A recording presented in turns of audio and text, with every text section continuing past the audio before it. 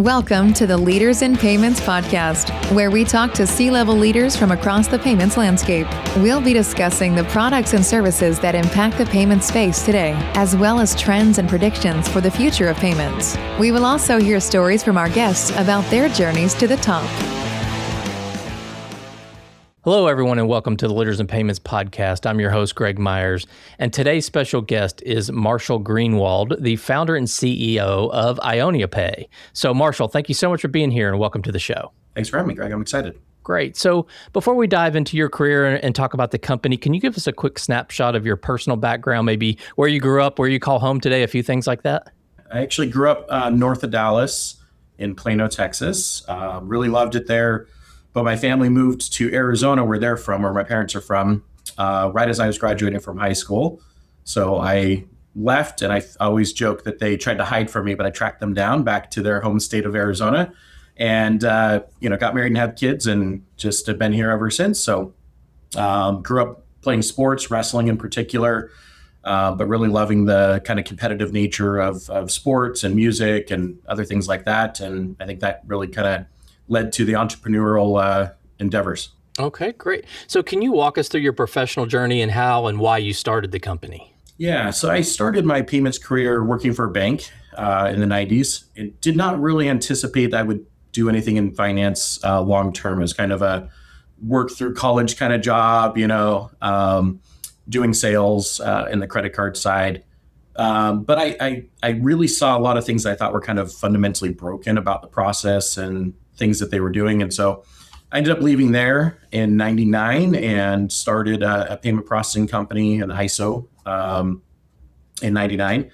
And, really just fell in love with solving challenging payment problems for merchants. And that over the years led to, I had some growth in that company, sold it, got to about 6,000 merchants, about 6 billion in volume, sold it, and then used that capital to start IoniaPay to really solve, I guess what you'd say, the systemic problems in payments, not the layer that I was always playing in as an ISO where I could add value to the software and the service, but really fundamentally changing the infrastructure underlying the payment.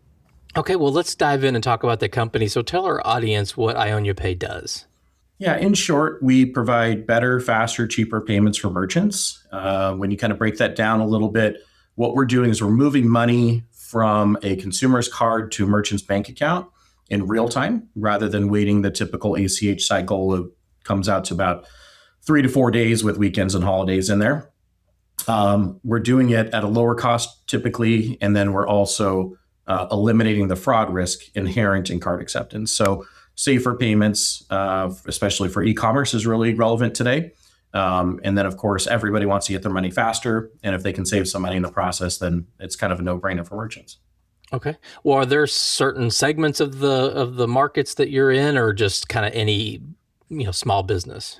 Yeah, it's funny because we definitely see more demand in certain verticals, but everybody wants their money faster. Everybody wants to save $1. And then, if you're selling online, which, by the way, Greg, is now pretty much par for the course for every business model. I mean, post 2020, something like 50 to 60% of restaurants' activity is not in store, right? It's no longer a face-to-face transaction, whether it's a mobile app, an ordering service, or their website. And we're seeing that trend across most industries. And so we're finding that e-commerce is where we have the best value proposition, because we can add the fraud elimination element with very little friction. So that's really critical for merchants today. But I'd say, everything from iGaming to restaurants to dentists and kind of everything in between. So pretty generic as far as who's attracted to our solution. I'd say iGaming, travel, and healthcare tend to be kind of the 3 biggest categories for us, mostly because there's some very, very large merchants that we have in those categories. But also there's just a lot of issues they face that are kind of compounded by the nature of their business. And so if you, for example, can eliminate the risk on the money in for a gaming company, it actually eliminates the risk on the money going out. And so there's a compounding effect there for the value that we bring to them. Okay. And are you based basically in the U.S. or moving outside the U.S.? Yeah, we are, I'd say, mostly focused here in the US as far as our solutioning. We are going to be expanding globally. And then as far as the team, we're pretty diverse. We are based in Arizona. We have about 40 people on the team roughly. And I'd say most of us are in the US. We have one in Canada, one in Mexico, and like 7 engineers in India. So, Okay. And maybe talk a little bit about your go-to-market strategy. You have a direct sales force to go through partners, both. Talk about that if you don't mind. you were talking to 50% of the sales team right now. So, my chief operating officer and myself handle the sales, but our sales are kind of in 2 categories. One is enterprise merchants that come to us. So, household name merchants, anyone a billion plus in volume, we kind of handle that directly. And then the other effort is reseller network. So we don't go direct to merchants, and that's why we can have a very small team and be very efficient. But our partners are anywhere from a small ISO one-man shop up to some of the biggest payment companies on the planet. And so we lead the sales effort with those resellers, and then we support them when they bring, unique opportunities or very large opportunities. Okay. What would you say is the biggest challenge that your company is solving for your customers right now? There's really 3 areas that we're focused, and I'd say one merchant might be much more focused on one than another. But I think it all stems from the same thing, that the current payment systems are very fragmented. And in a typical transaction between a consumer and a merchant, there are 6 to 10 parties involved, right? Just depending on the transaction and who's being used. And we collapse that down and we do the payment directly from the consumer to the merchant. And that allows us to kind of solve multiple problems. So the fraud elimination element, where instead of just trying to guess whether something is fraud or not, we can tell the merchant with certainty whether this is a legitimate transaction authorized by the actual cardholder. And then secondarily, I don't know if it's secondarily, but as important, but a different angle, is to be able to move that money faster. I'll give you an example. There's a very large merchant we're talking to right now. They're about 20 billion in annual payment volume. They do have some fraud. It's a very small percentage, but it's still tens of millions of dollars in impact to them. But unlocking the cash that would otherwise be in a perpetual float means that the day that they finish their implementation with us, or the next day, they'll have another $200 million in the bank. And that's not, a drop in the bucket for any business, right? $200 million is very meaningful for expanding operations, acquiring other companies, or even just reducing the amount that they have to borrow, right? Or raise, or whatever their strategy is for capitalization today. So a $200 million boon to the bottom line on day one, plus, tens of millions in fraud savings, plus ongoing savings from the lower cost structure, means that it's kind of just a natural fit for them. And so they're looking at this as kind of multifaceted. Like, maybe we layer in the fraud element first, right? And stop the bleeding that's happening here, kind of slowly trickling out millions of dollars here and there on fraudulent payouts. And then, layer in the money movement to, reduce their cost and get that float unlocked as well. Okay. You mentioned earlier, I wanted to double click on it, is the merchants getting paid faster. I mean, everything today, whether it's related to payments or not, is faster, right? And you're doing it a little differently. Not a lot of companies in payments are able to do what you're doing. So maybe talk about like how you do that and why you chose that as a way to differentiate, and kind of dig deeper into that. Yeah, absolutely. So I'll start with the why. So there are 2 top 10 banks on the planet that, in my kind of current relationship with them years and years ago, they had kind of proposed this challenge. Let's say they're the issuer of the card and they're also the acquirer for the merchant. They're still, when that transaction occurs through the networks today, they're still settling via ACH. They're literally ACHing money from one bank back to the same bank again. And it's silly, right? It's like, we have the money. It could just move on our ledger. There's also a lot of parties involved. Now, it's a no-brainer that Visa and MasterCard would be involved because they're the network that connects this and makes this all work. But Why an issuer processor? Why an acquirer processor? Why an acquirer? Why a sponsor bank? Why do all those parties need to be involved when it's the same bank on both sides, right? That system makes sense when you're thinking about it as far as global scale and banks that don't have a relationship or anything like that. What we've been able to do a little bit differently is we've partnered with Visa, MasterCard. They do effectively, you could think of it like them doing the authorization on the cards for us. So there's still that connectivity level. We still pay them a fee. But then instead of settling through the traditional ACH method, we actually settle on the what we call instant direct payments rails, or IDP for short. And IDP is exactly what it entails. Instant, meaning the money moves instantly, and direct, meaning it goes from the consumer to the merchant. It doesn't go through all these other parties. It's effectively what those banks had envisioned as a solution for when they have both the money, or they're both the sender and the receiver of the funds. We're able to do this across 99.7% of banks, so it doesn't actually have to be the same bank, but effectively that's what we're doing. It's money in and money out, and it's done instantly. I think in market, there's really kind of two flavors of solution today. There's the standard merchant account where the funds settle via ACH and it takes several days. Like I said, on average, it's about 4 days when you count weekends and holidays in the US.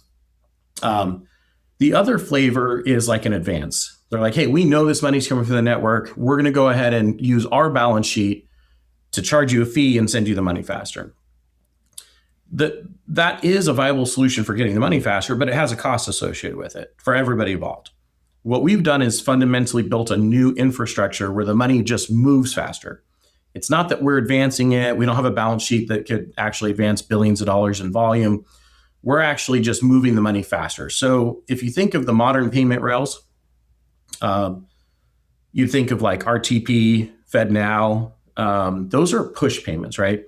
So they're not designed for merchant transactions. They're not designed for pulling money from a consumer to a merchant, but they do work in reverse, right? If you had money and you need to send it to somebody, you can do that with those platforms. There is the RFP, request for proposal, within the RTP network. It's not very well supported and it's a little clunky, in my opinion. But fundamentally, you're starting those journeys from the bank account of the consumer. So they have to be logged into some sort of journey if they want to participate, similar to like a wire. What we're doing differently is we're still doing a pull like a traditional merchant transaction. All the kind of compatibility with the merchant systems and all of those things that they need for reporting and reconciliation. But we're moving it in a modern way. And so you can kind of think of us as like the Zelle for merchants, I guess, if you want to use that analogy, where we're moving that money instantly. It's bank to bank without all the intermediaries. But we're doing it in a manner that the consumer behavior really doesn't have to change. Okay. Well, and thanks for explaining that in more detail. I appreciate it. So let's talk a little bit about the future. Where do you see the biggest growth opportunity in your segment of payments? There's so much happening at once right now. We have, everything kind of pushing to multi-channel. Traditional retail, there are people now checking out on a mobile app while inside a physical store, right? It's just the nature of how consumers interact with merchants has changed fundamentally. I think there's a lot to be said for being able to support multi-channel and multi-provider solutions. And so, let's just say that a merchant has retail stores, they have their e-commerce channels, they have a mobile app. They're probably going to have multiple software vendors to make that work for them. Probably different hardware across different stores and different geographies. And then they'll probably have to have multiple providers to support like a global business model, which is kind of where everything's trending towards, at least that's for the scaled businesses. And so I think being able to be the one point of interface for merchants that provides them more value than others in market, but also connects you to the others in the market. I think that's really becoming more and more important right now. And you're seeing a lot of orchestration kind of approaches to market where it's less about we're the gateway, we own the transaction, we send it, one-to-one from one merchant to one gateway to one PSP, to like, hey, one merchant, but multiple channels, multiple connection types, and multiple vendors that they send the payment to, but then consolidated reporting, consolidated development effort. I think that area needs to happen, because one of the biggest problems we have in the US market, at least, is the fragmentation. 14,000 different financial institutions, depending on what you consider an FI. Then you've got, I don't even know how many acquirers, processors, gateways, point of sale systems. I mean, tens of thousands, right? It's a very, very large ecosystem. Yeah. And as a payment company, one of the biggest challenges you'll ever run into is that you get somebody who wants to use your service and you are not compatible with their system. And it's just so frustrating, because you've now got to either talk them into changing systems, go fight the battle with the software or hardware vendor, and see if they'll even have, it's a closed environment like a walled garden, or do they let others participate? What does that cost? What does it take? Or you just walk away from the deal. And I envision a world where everything's interoperable, everything's compatible with each other. But we've got a long ways to go from where we're at today to something like that. Okay, well, what does success look like for your company over the next, say, 3 to 5 years? We have a couple of major milestones we need to hit. We need to reach certain scale that we have objectives for reaching. We're driving internally for 25 million in revenue. I think we'll surpass that early next year. We're then, from there, going to continue to scale. We need to enhance our connectivity, which I just mentioned. We need to be compatible with as much of the ecosystem as possible to get the scale that we're after and to serve the demand that we have today. And then I think, expansion globally. Our vision is not just to have some small impact on individual merchants or payment processors that partner with us, but really to change fundamentally how payments are viewed and used globally. And so we envision a world where merchants don't have any card risk, and they get their money instantly. And so for that to be global scale, we've got a lot that we need to do on our side to do that, and a lot of partnerships that we need to develop to enable us to do that. I could picture us being acquired by somebody who's global already to accelerate that vision, or we kind of do it the old-fashioned way and just grow off of our balance sheet and our revenue. Okay. Well, you've been in the industry for quite a while. When you step back and look at the industry as a whole, what are some of the biggest trends that are going on right now that you think are really reshaping the industry? That was the nicest way anyone's ever called me old before. No, I am a grandfather, and I have been in this for, 27, 28 years, something like that now. Yeah, I mean, this is an exciting time. There's a lot of things happening right now that are fundamental. Not just, I'd say for like 20 years, Greg, the innovation happened on the top layer. The merchant interfaces, the integrations, the seamless transactions, the faster payment processing for the authorizations. I remember the day that all my merchants were on dial-up, and I sold my first merchant with a high-speed connection, and all the hoops we had to jump through to even get connectivity, make it work properly. And now I think I have one merchant remaining out of 6,000 at my other business that actually is still on dial-up. We're in a pretty remote area that doesn't have the infrastructure, and they just didn't want to pay to bring it to their individual store. But that's a huge shift, but it's not foundational, right? It's that top layer of how does the merchant access these things. And so while that's all exciting and there's a lot of opportunity there, we've seen companies like Square and Stripe really monetize on those types of changes. I think what's happening now is we're seeing a shift to the infrastructure that's available. And I think stablecoins are an exciting part of that, but they're just one part of it. There's a lot more going on. The card networks themselves have been incredibly forward-thinking and very innovative in what they're doing and how they see payments going forward. And so there's a lot to be said for the moment that we're in together in payments, which is a real pivotal moment where payments are shifting. The underlying kind of assumptions about business are being challenged when it comes to the payment industry. And I think this will enable all of us to add more value. And those that are quick to adopt these newer technologies are going to lead from the front. Eventually, we'll see the tail end pull in behind, and we'll see that same thing where maybe you got one straggler still doing things the old way and everyone else is doing it the new way. But I think it's probably a 20-year transition. That's what I've seen, at least in my career, is it takes about 20 years in the US market for that to happen. Although I'm hopeful, I've seen acceleration and adoption, and I am hopeful that we'll see a faster adoption cycle for this kind of current momentum of changes to the payment infrastructure. Okay. Well, a couple of final questions. If you could go back and give yourself advice at the start of your career, what would that be? Oh my goodness. So I think there were really three things that I don't know if I'd say regret, but look back at my career and go, man, if I just done this differently, things would have been so much better. So number one, I would have taken more time to find the right partners. Finding a partner is great, lets you get started, especially in the 90s when, the internet was just kind of a newer thing for finding this kind of information. It wasn't like very robust. But we had things like the green sheet and other stuff like that I could have used to find the right partners. I did partner with a company that ended up going out of business because they were doing some things that were not right and the FTC shut them down. I had nothing to do with that, but I lost my residual stream. So I effectively started over a while into business. And as a teenager or a 20-year-old, I think when it happened, that was pretty painful for my family to start over. So finding the right partners who have the forward-looking mentality, that are investing into technologies, investing into solutions and integrations, would have allowed me not to turn down all these opportunities where I wasn't an option, right? Where I wasn't integrated.